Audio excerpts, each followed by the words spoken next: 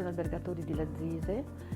a nome dei miei colleghi noi siamo molto soddisfatti di aver potuto realizzare questa convenzione,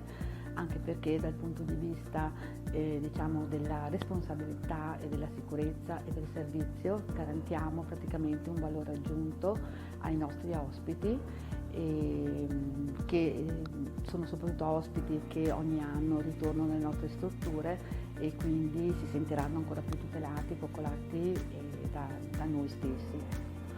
Per quanto riguarda l'attivazione di questo servizio